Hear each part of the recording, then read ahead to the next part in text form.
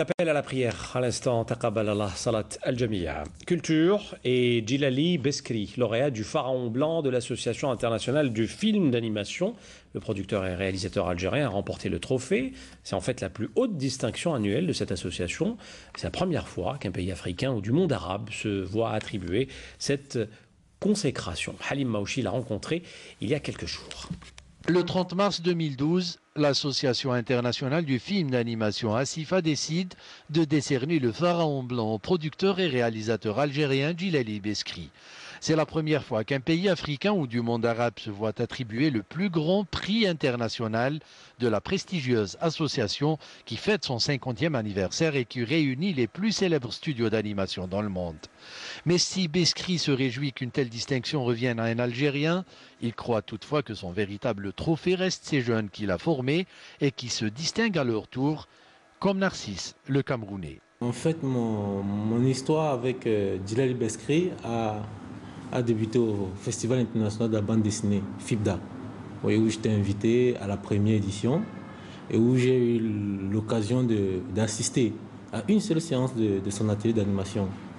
Et cette séance d'atelier d'animation m'a créé un déclic et m'a permis de comprendre que l'animation était possible et accessible. Depuis, le BDiste camerounais est pris en charge par Djilali qui l'initie au monde de l'animation. Le jeune homme se révéla très réceptif et finit par apprendre très vite le métier. Au thème de ce stage, il a accroché à un personnage que j'avais créé, Papa Nzonou, et il a décidé de le greffer à son projet de 52 épisodes sur les contes africains. Et c'est là qu'a débuté l'aventure de Papa Nzonou contre l'Afrique. Donc, et comme c'est un concept dans lequel chaque épisode doit être réalisé par un réalisateur du pays d'origine, un concept très original d'ailleurs. Donc j'ai eu l'honneur de réaliser le premier épisode, qui était l'épisode camerounais, le chasseur et l'antilope.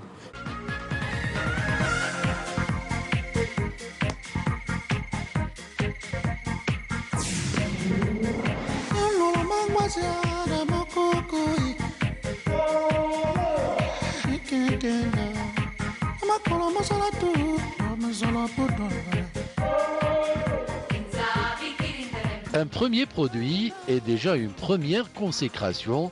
Le chasseur et l'antilope obtint le prix du meilleur film d'animation de la 4e édition du Festival du film court de Douala au Cameroun. Pour Djilali Beskri, c'est ce travail de formation qui lui a valu le Pharaon Blanc. Ils ont trouvé peut-être que c'est une démarche très intéressante parce qu'elle est à l'échelle globale, elle n'est pas uniquement à l'échelle algérienne. Elle est à l'échelle africaine. Donc, et l'Afrique, continent oublié ou continent représenté souvent par des guerres et des famines, donc où le cas le côté artistique, le côté créatif est complètement occulté. Pourtant, ce ne sont pas les talents qui manquent. Plusieurs jeunes Africains sont pris en charge aux côtés d'Algériens, désireux de faire leur premier pas dans ce monde fantastique qu'est le film d'animation.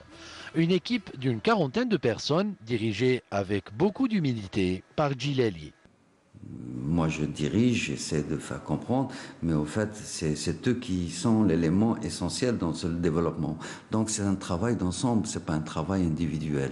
Ce sont des départements qui se créent, ce sont des échanges, ce sont des écritures.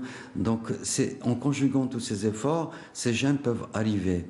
Bien sûr, en tant que petite institution, moi je n'ai pas de grands moyens de pouvoir encadrer tous ces jeunes, mais le peu de moyens que je dispose, c'est de leur créer un espace d'expression.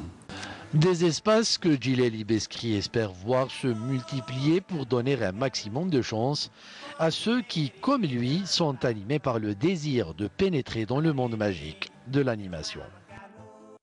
La chanteuse Kabyle Nouara à l'honneur. Une cérémonie a été organisée hier soir à la salle Ibn Zaidoun à Alger. Le ministère de la Culture a pensé à cette initiative en reconnaissance à son parcours. Amel Issiridir.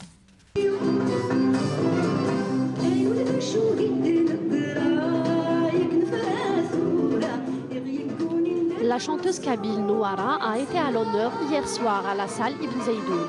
Un public nombreux est venu apprécier une soirée dédiée à cet artiste en reconnaissance à son apport quant à l'enrichissement et à la sauvegarde du patrimoine algérien musical.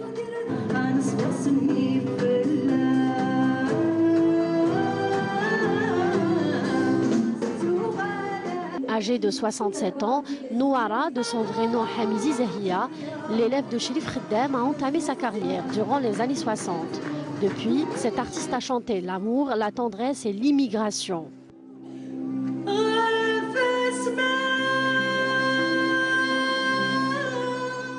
C'était vraiment difficile pour nous, on a travaillé en cachette, on a chanté en cachette. Moi je sais que la culture c'est propre, c'est pas n'importe qui chante et c'est pas n'importe qui fait quelque chose pour cette Algérie. نوارا هي نوارا اسم على مسلمة. Nouara reste et restera toujours une icône parmi les plus grandes icônes en Algérie. Comme vous avez pu le constater, sa voix est restée intacte et il est très difficile d'atteindre ce niveau de maîtrise de la voix. Elle n'est pas seulement une icône dans le monde de la chanson, mais aussi un symbole de la résistance et du militantisme de la femme algérienne. Lors de cette rencontre conviviale, de nouvelles voix sont venues animer cette soirée et ont interprété sur scène quelques chansons de Nouara, avant de céder la place à cette dernière qui a donné libre cours à sa voix mélodieuse.